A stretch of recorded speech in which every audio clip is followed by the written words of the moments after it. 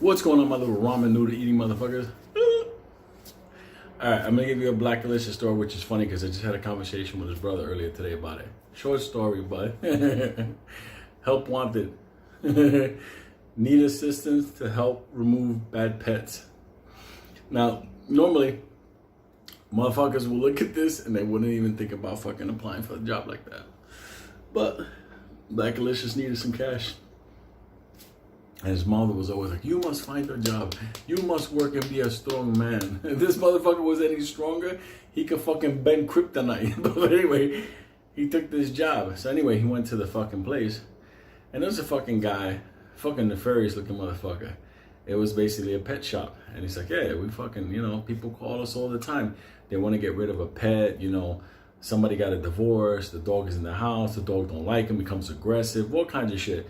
They remove all kinds of animals. So he looked at Blackalicious, this big fucking chocolate monster, and he's like, you're hired. No joke. Started him out. I think it was about $100 flat to cover some expenses, and every time they took out something, he got a cut of what was going on. Sounds like a good deal, and the guy used to take the pet and sell the pet. So I don't know what he did with the pet. Don't even ask me. It has nothing to do with me. It's not my story. Their story. So anyway, fucking Blackalicious is out there, man. They're fucking removing everything. They're removing iguanas. They're removing fucking some crazy bitch had I must have been like some kind of a wild dog, some kind of no idea. She's like, I found it in the woods. Raccoons they were moving out. It was crazy, but I noticed something about Blackalicious. He started to become very nervous. As more and more time came on, it became more profitable.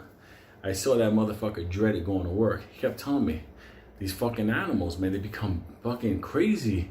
All kinds of shit. He told me one time he went to a place up here on 104th Street, and the lady was like, oh, hi, thank you, can't get you here. He's down there in the basement. So fucking Blackalicious was becoming whiter and whiter as the fucking job orders came in. So what do you mean he's in the basement?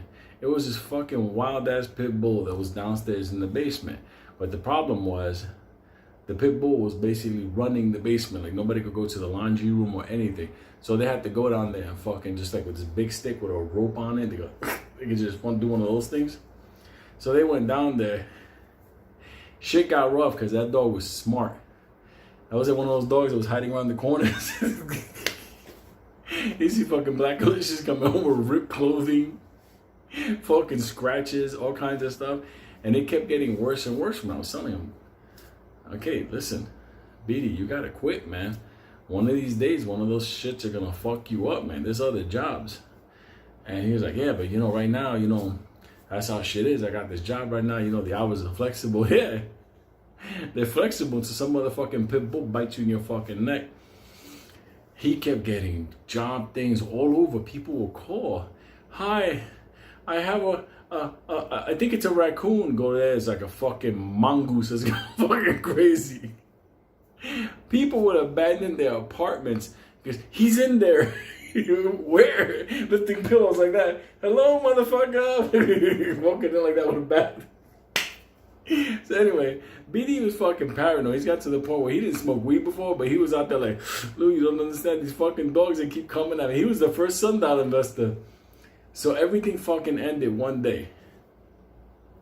One day, he goes to fucking work, and this shit was boring as fuck. And they got a call, and the call was like, yo, somebody wants to get rid of a snake. Fucking BD's always like that. The snakes, he told me, were the worst. Because normally people want to get rid of snakes, but in order to, when the time comes to it, the snake is like a giant python. This shit's like the size of a fucking bus. And that shit is scary because you gotta, like he told me, you gotta lift off the lid of the tank and the snake is like that ready to fuck you up. And they gotta throw a bag over their head. Kind of crazy shit. Because his partner was a Puerto Rican, he was a black dude. They had no business fucking with snakes. But that was the job. And there was money, so those animals were going down. Here's the problem. Showed up to a place. Motherfuckers, you don't understand. I rented this apartment to this fucking guy. I don't know what the fuck he was into. He played the guitar. I don't know what the fuck. He had long hair. He's from out west or something. But he left the apartment and there's a fucking snake in that apartment. Now, the information is radical. Don't know who it is, don't know anything, don't know what kind of snake or nothing. So they go up there like fucking looking for the snake. Thinking they're gonna see this snake and just, some big sloppy python on the side, and they'll fuck it up with a pillow on the back, whatever the fuck. Them motherfuckers are slow. They remove pythons and boas all the time. You grab it by the fucking neck, smack it around, put a bag over it, duct tape that motherfucker. No big deal. Once you grab it by the neck, it chills out. But this wasn't no python and this wasn't no boa. All of a sudden, Blackalicious is fucking looking for this thing. They don't know where it's at. They know it's there. Because they know it's there. All of a sudden, fucking BD's walking through the kitchen and he's looking down. All of a sudden, he is... the soul left that big black motherfucker. He turned around, the kitchen countertop, that motherfucker was there, coiled up with a big head, and then one of these things to him. BD told me it happened so fast, he didn't even know he got bit until his fucking arm started like fucking freezing up. He caught the hoof syndrome. Scared like a fucking bitch. He took that stick and he beat the fuck out of that fucking snake. He beat that thing like crazy. Well, here's the problem. This happened and like he fucking started going into like shock and all kinds of crazy stuff. So no big deal. They rushed him to the hospital. And obviously in the hospital, they were like, what? You got bit by what? He got bit by a fucking rattlesnake. Because the guy that lived there apparently caught one and kept it in the fucking apartment. But this motherfucker got out. It's like one of these weird fucking rock and roll dudes that want to feed fucking rats to fucking rattlesnakes. That's some like Satan shit. But whatever. Nonetheless, that's what it was. So anyway, BD was in the hospital for a couple of days. Fucked up. The fucking hospital gown didn't even fit him. And it was funny because out of all the motherfuckers in the world, like him, to get bit by a rattlesnake in New York City, that was some hilarious shit. He told me how he fucked that snake up. He told me when he was walking here, he said he saw the fucking Holy Spirit fucking leaving him. Anyway, and he got better though when he came out. His fucking mom was like fucking bananas. But the Puerto Rican cat he worked with felt so bad that he got fucked up by a rattlesnake.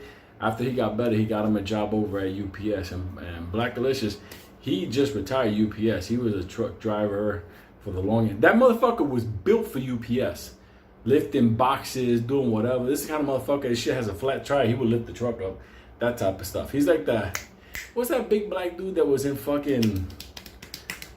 that movie Armageddon when they went to blow up that fucking rock in outer space? That's how he was. So that's how he still is. He's just fucking an older dude like me, but don't fucking take no help wanted as removing pets. He told me at first, he said, I thought he was gonna fucking remove like fucking gerbils and shit like that. Taking a fucking little fucking, what do they call it, guinea pig out of the house. He didn't think he was gonna be locked in battle in a fucking project with a fucking rattlesnake. Fucking hilarious, man. Back then, let me tell you something. The help wanted ads in New York City back in the 80s, there was some scary shit out there. So I can tell you a funny Benny 2-second story. Benny one time saw a help wanted ad looking for personal assistance to help me on a day-to-day type whatever. Said good money. It was like fucking on a daily money. All of a sudden, Benny goes to the apartment downtown. And it's a guy, he has the fucking hives. He's caught full-blown AIDS and everything. So Benny walks in there and he opens up the door and this guy has all kinds of fucking apparatus, IVs and oxygen tanks. Boop, boop. Benny fucking told the whole family, listen, brother, I wish you the best. Say hello to Jesus. He fucking turned around and walked out of there. I think Benny was the first fucking investor into fucking Lysol and Clorox. He told me, dude, he has spots on him. He said I was out of that fucking door. Fucking help on ads. I'll tell you about the one that Mikey took one time at a funeral parlor, but that's for another day. Love you, motherfuckers. Good night. Relax. Relax. Relax, okay? Go to sleep, okay?